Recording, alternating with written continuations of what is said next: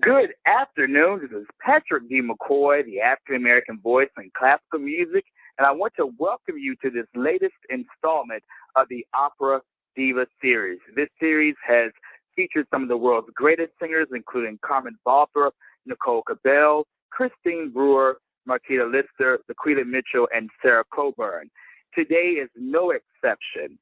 Elizabeth Futral has established herself as one of the major coloratura sopranos in the world today.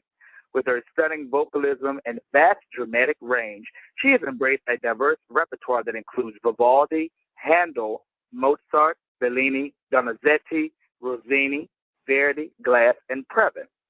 Of her spectacular debut at the Metropolitan Opera in Lucia di Lammermoor, the New York Times wrote, "Her singing was sure, virtuoso, and yet still lighted by humanity."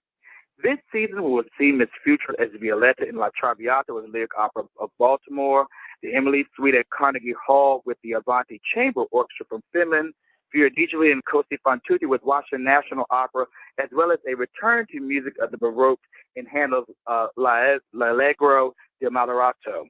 Future season promise is a return to the Lyric Opera Chicago and many other performances. Please welcome Elizabeth Futral. Good afternoon.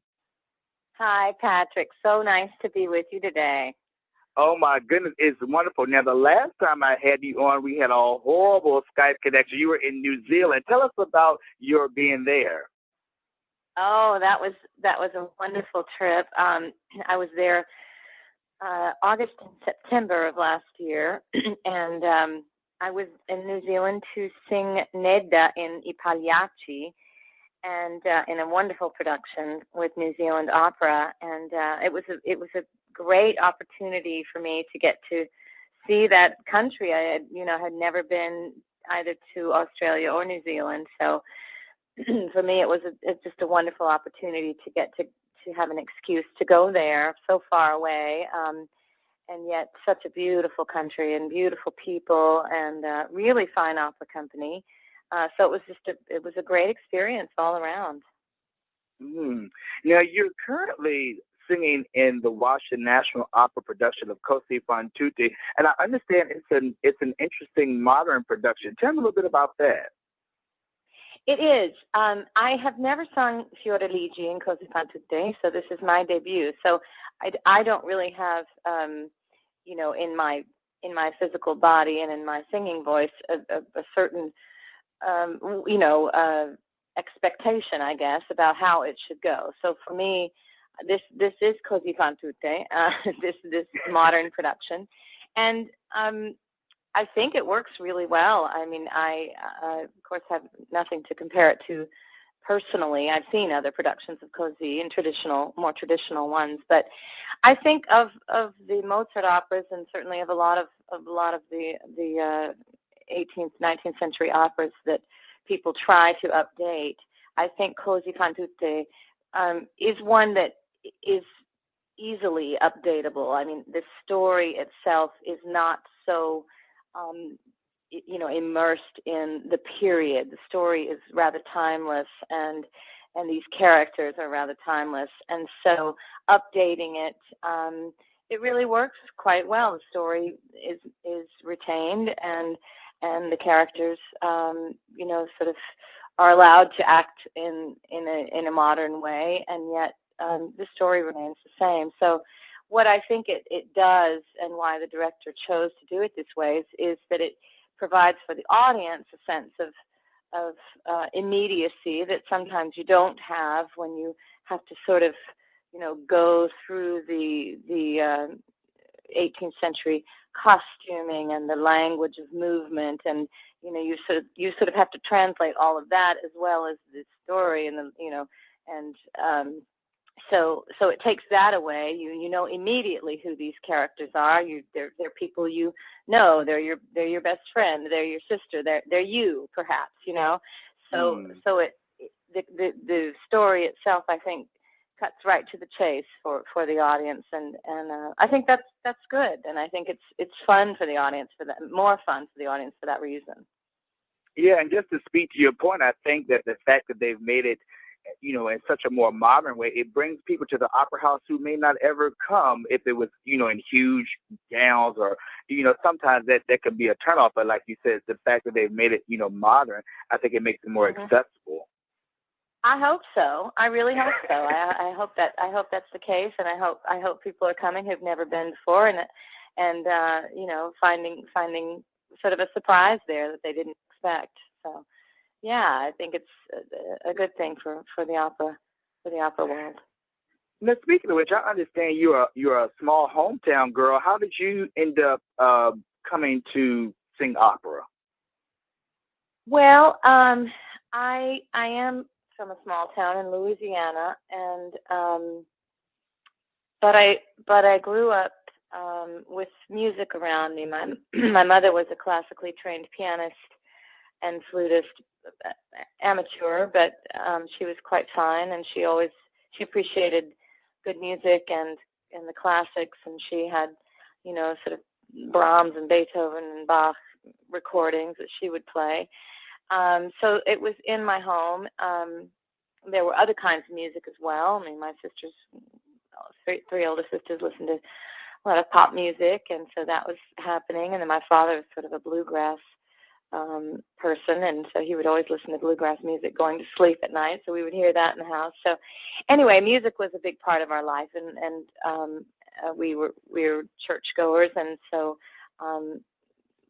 gospel music and classical sacred music too were part of my life, and I just grew up, I don't know, from a very young age singing and enjoying singing, and I took piano lessons from a very young age and really loved music, and had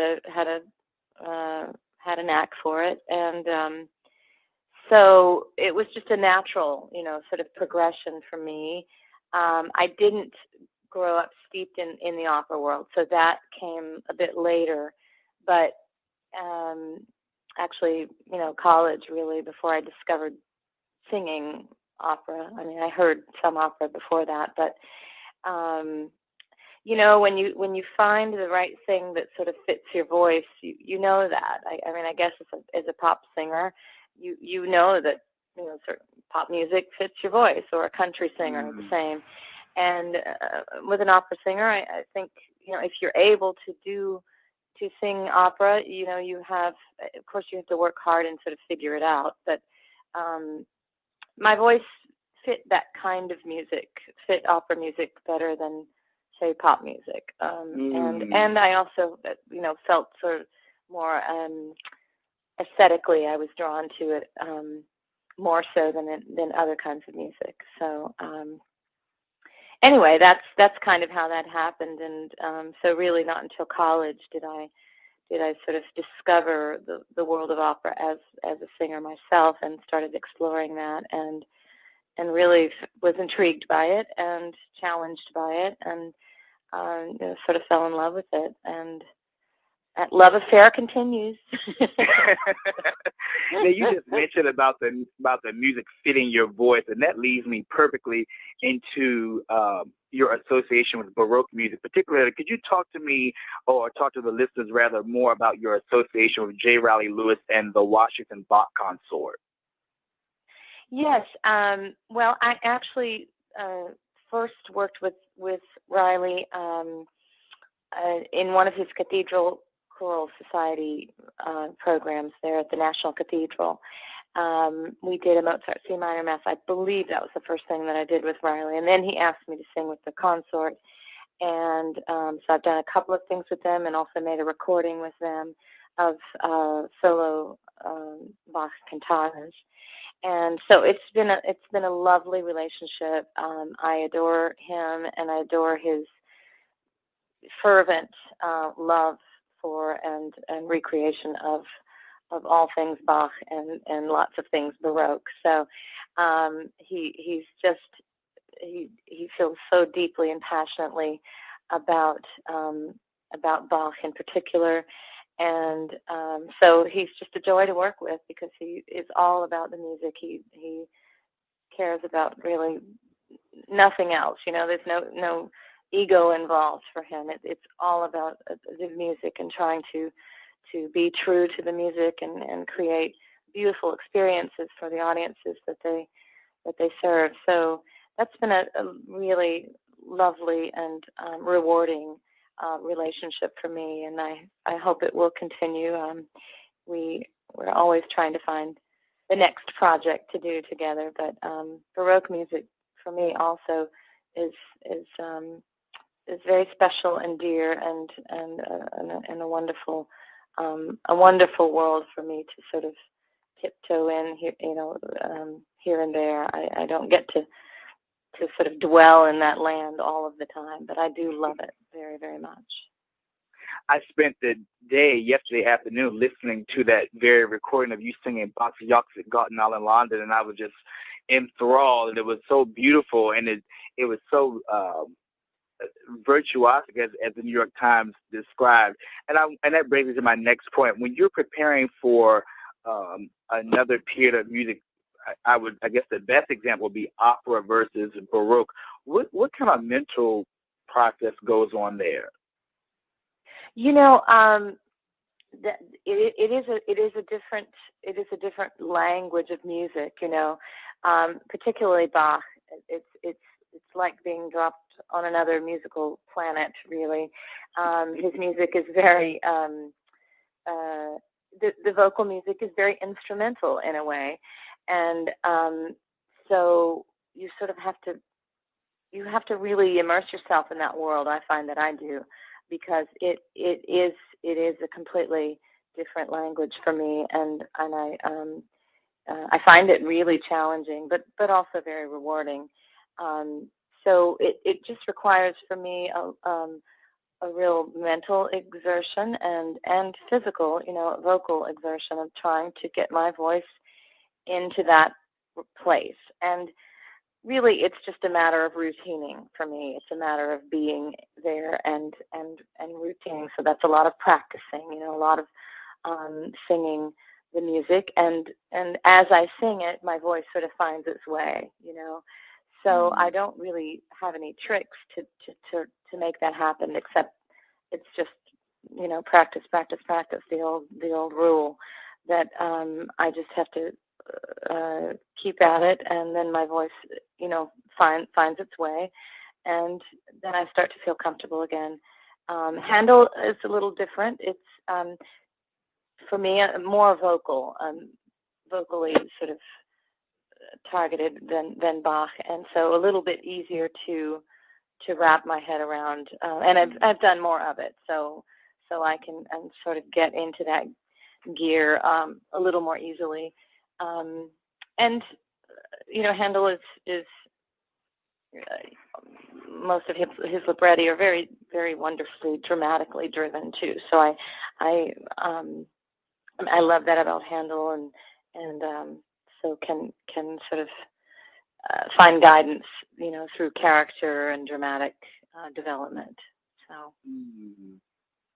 Aside from opera, I think the first time that I heard you in concert, you did a duet recital for Vocal Arts Society of Washington with the tenor Stephen Costello, and it was a wonderful program. And I wanted to basically ask you, what are some of the things that you enjoy about the recital format? Oh, I dearly love the recital format, and one of the reasons I love it so much is because it's a more intimate experience than being on the opera stage. Most recitals are in smaller venues, and so you're closer to the audience. You can actually see faces, and a recital is all about communicating the text of whatever song repertoire or arias that you've chosen to perform. So the immediacy, the intimacy is very important and very intense, and therefore for me very, very fulfilling, this whole communicating between the audience and me. And I adore that. And the other thing I love about it so much is that I get to be sort of, the artistic director of the show. And in an opera, I'm one of many characters, and I'm told that I'm singing this role, and I'm told by the conductor to do it this way, and the director to act it this way, and I that's fine. I'm happy to play that part.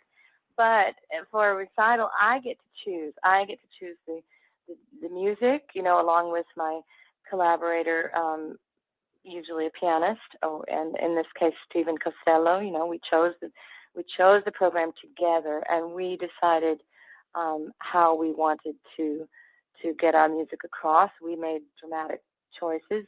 We made the musical choices, and so it gives me the opportunity to assert myself as a musician and as an artist in a way that I don't always get to on the opera stage. So that's an important facet of my musical growth and development, and so it's important for me in that way too.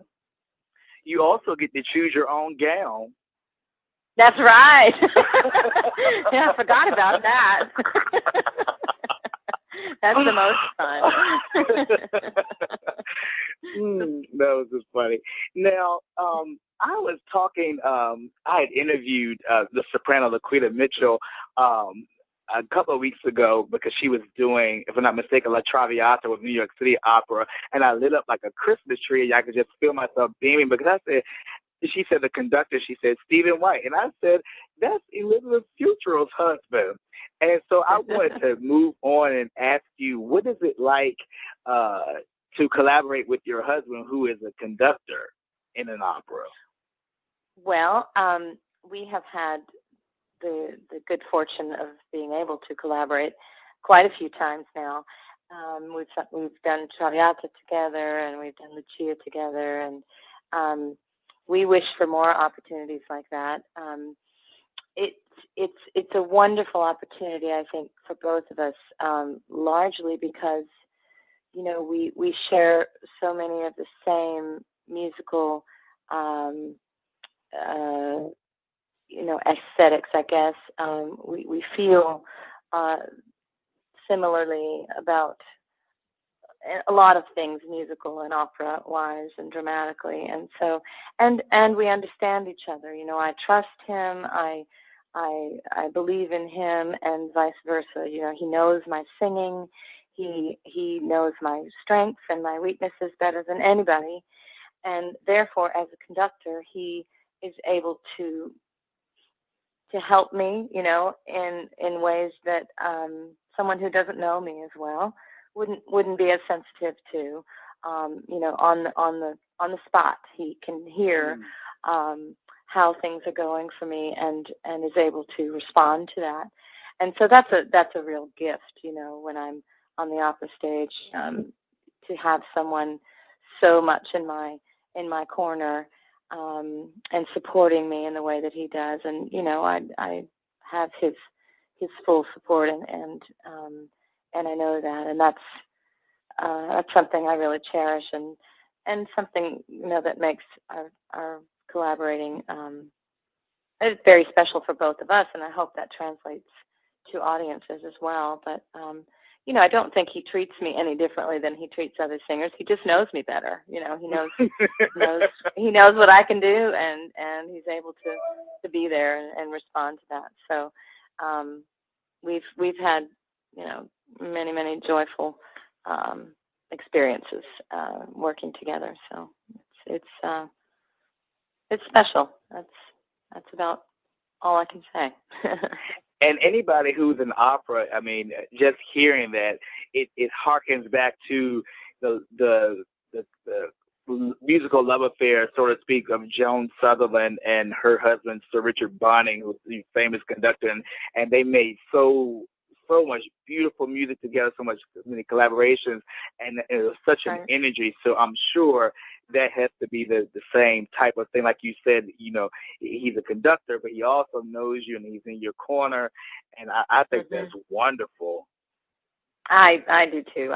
I'm very grateful for every opportunity we have, and hope we have many more.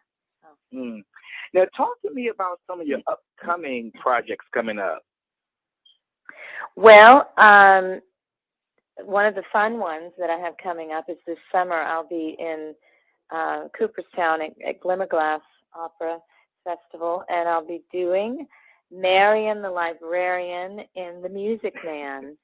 So I'll be doing a little foray into the Broadway repertoire, and I've always, you know, I love the old musicals, and I've always thought it would be fun to get. I've done a couple in concert, but I've never done one on stage. So I'm really looking forward to this. I think it's going to be a kick, and so that'll be, you know, this summer, July and August in Cooperstown.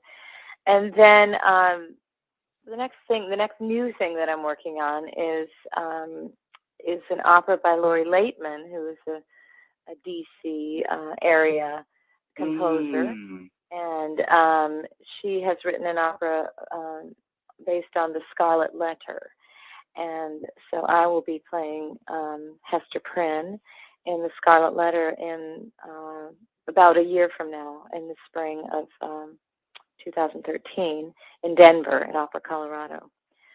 So that's my next new project, and then I'll be doing La Boheme, Musetta in La Boheme in Chicago at Lyric Opera in the winter, January, February, before that. So yeah, good things on docket, you know, never a dull moment, always learning something new. So keeps me out of trouble.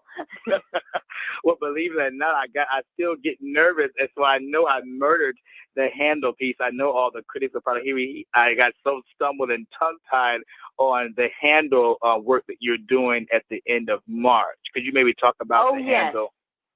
Yes. That is also a new piece for me. With Music of the Baroque in Chicago, Jane Glover conducting. And in fact, I believe she was here doing the same piece with the Mark Morris Dance Company just a few weeks ago at the Kennedy Center. I don't know if you heard about that, but Mark Morris has, I have heard it's his masterpiece. He's choreographed two Handel's L'Allegro, Il Penseroso, e Il Moderato. That's a mouthful, but it's it's I don't know exactly what Handel calls it, but I think it's sort of like a secular oratorio. So it is, a series of arias and maybe one. Not, I know there's one duet, and then some choral pieces mixed in. So, but text based on Milton, and so really beautiful libretto, and it's a very interesting work. I really love getting to know these arias, and I think it's going to be a joy. I love working with Jane Glover. I've done several things with her in Chicago, and she's just a dear, and she really is wonderful with Baroque music. She really gets it and is able to pull beautiful performances out of the chorus and we as solo singers as well. So. Well, when they did that production at the Kennedy Center, the Washington Bach Consort chorus sang for it. I didn't get a chance to make it, but I did see that. And then also they just, if I'm not mistaken, that they did it at Lincoln Center with Julian Watner, who is the conductor of the Washington chorus here. So that choreographed work is getting some notable attention that they handle. So that's wonderful. Yes. Now, as we move towards the end of the interview, first of all, I want to say I've thoroughly enjoyed this conversation. It's long overdue. Thank you so much. I think the last time I expressed that I wanted to interview is when I saw you after Hamlet. Yes. 2 years ago, that was. Yes. So I'm so glad we've been trying hard to get together. Yes, and so I'm so glad that this moment has come to fruition. So I wanted to say thank you so much. Well, Patrick, it's my pleasure. You are a joy to talk with, and I appreciate so much and feel honored to be a part of your Opera Diva series. It's just, I don't know that I belong there, but I'm grateful. Everybody says that. You all need to stop. Every diva I've had on here says that. You all deserve to be here. I just want to give some quick dates before I wrap up the interview with the last question. If you all are interested in going to see Mozart's Così fan tutte with Elizabeth Futral and other stellar singers who are joining her in that production, it's going to be at the Kennedy. So the remaining performances are on March 11th, the 12th, and the final performance is on the 15th. And you can get the details at kennedy-center.org. That would take you right to the website. And some of the other notable singers who I recognize immediately is Christine Brandis, who's singing Despina, and also Teddy Tahoe Rhodes, who sings the role of Guillermo, baritone. So, it's a wonderful production, and I'm just looking forward to my opportunity to see it. Hopefully I can get there next Wednesday. Of course, I'm a choir director, so we have to get out of church and all those types of things. That's right. But Elizabeth, just in wrapping up, I just want to.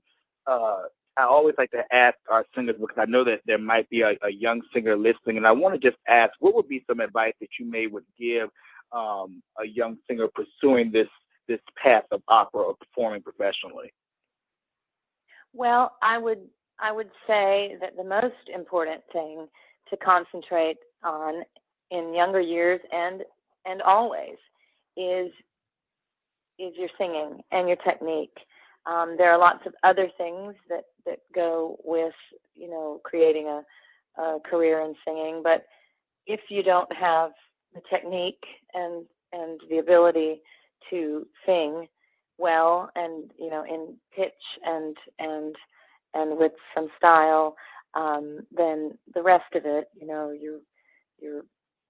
your acting and your costume, your dress, whatever you're auditioning in, and your ability to speak to people and do an interview, that doesn't matter if you can't sing.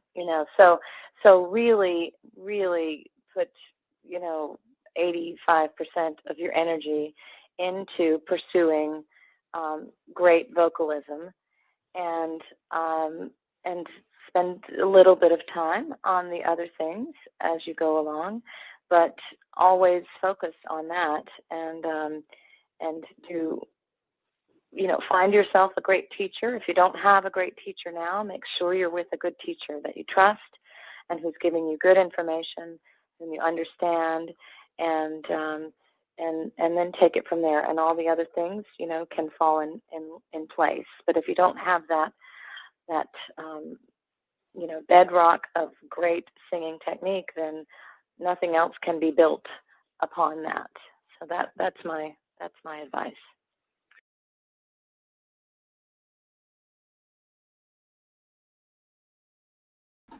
Again, thank you so much for joining me for this encore presentation of the Opera Diva series, an encore presentation honoring the birthday of soprano Elizabeth Futral.